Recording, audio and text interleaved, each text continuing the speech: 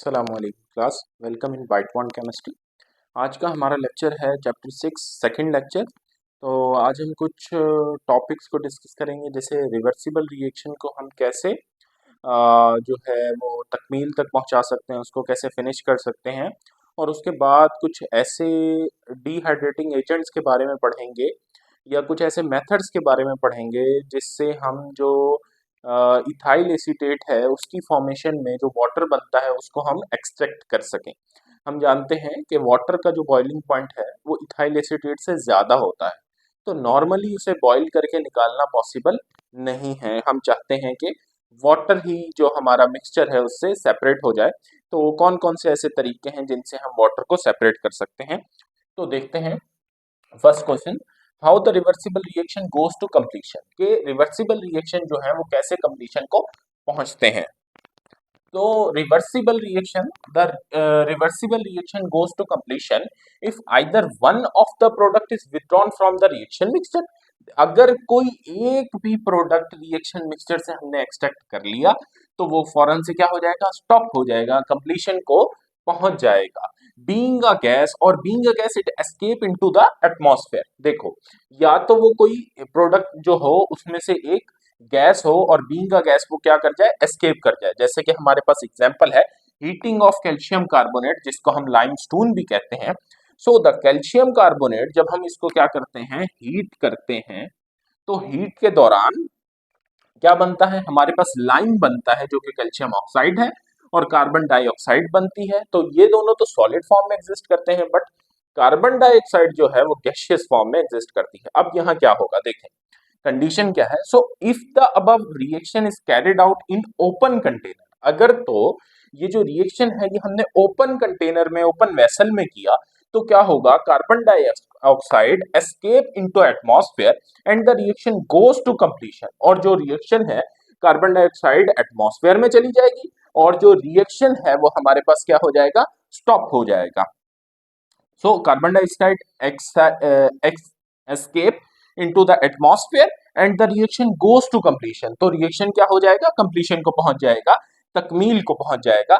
If this reaction carried out, अगर यही reaction हम कैरिड आउट करें in close container, the carbon dioxide, अगर ये क्लोज कंटेनर में हो तो कार्बन डाइऑक्साइड दोबारा से कैल्शियम ऑक्साइड के साथ रिएक्ट करेगा और क्या बना देगा, लाइमस्टोन बना देगा। Carbon dioxide again react with lime to form the calcium carbonate, which is also called limestone. The second question is, suggest a suitable method for the removal of water during the formation of ethyl acetate। देखें, ethyl acetate की formation के दौरान हमारे पास क्या बनता है, water भी बनता है। तो वो जो वाटर है उसको रिमूव करने का क्या तरीका है, या हम वो बताएंगे। तो number one, dehydrating agent can be use like calcium chloride. Anhydrous form में इसको यूज करना है। एनहाइड्रस फॉर्म में करेंगे तो ये किसमें फौरन से जाने की कोशिश करेगा, हाइड्रस फॉर्म में जाने की कोशिश करेगा। तो ये वाटर को क्या कर लेगा, एब्जॉर्ब कर लेगा। जैसे, और या इसके अलावा कैल्शियम क्लोराइड के अलावा हम डिहाइड्रेटिंग एजेंट डाल सकते हैं सोडियम सल्फेट। इसकी भी कौन सी फॉर्म होगी, एनहाइड्रस फॉर्म। एनहाइड्रस फॉर्म इसलिए डालते हैं ताकि ये एनहाइड्रस फॉर्म वाटर को क्या कर सके, एब्जॉर्ब कर सके, और किस फॉर्म में चेंज हो जाए, किस फिजिकल स्टेट में चेंज हो जाए, हाइड्रस फिजिकल स्टेट में चेंज हो जाए।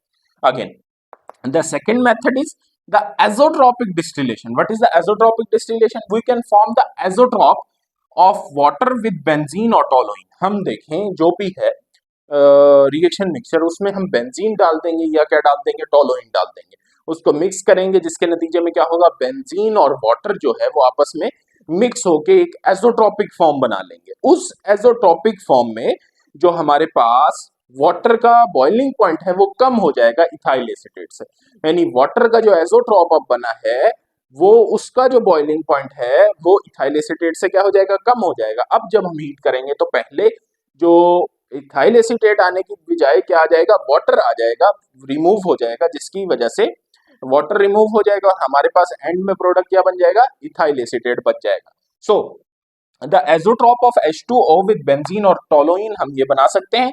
Now the boiling point of azeotrope is lower than that of ethyl acetate, so we can easily separate H2O azotrope from the product। तो इस तरीके से भी हम इजीली क्या कर पाएंगे, सेपरेट कर देंगे किसको, वाटर को, कहां से, प्रोडक्ट में से। ठीक है, तो ये दो मेथड थे किसके, वाटर को रिमूव करने के लिए from ethyl acetate. What is the formula of ethyl acetate, लिख देता हूं।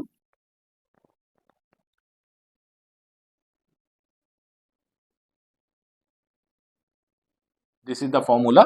और इसकी अगर इसको ओपन करके आप लिखना चाहें इसी इथाइल एसीटेट को, तो इसको इस तरीके से भी लिख सकते हैं, CH3 bond C double bond O और यहाँ बॉन्ड बना के फिर CH2 बॉन्ड CH3। तो इस तरीके से भी इथाइल एसीटेट को लिखा जा सकता है। आज के लिए इतना ही, इंशाल्लाह नेक्स्ट लेक्चर में मुलाकात होगी। अल्लाह हाफिज।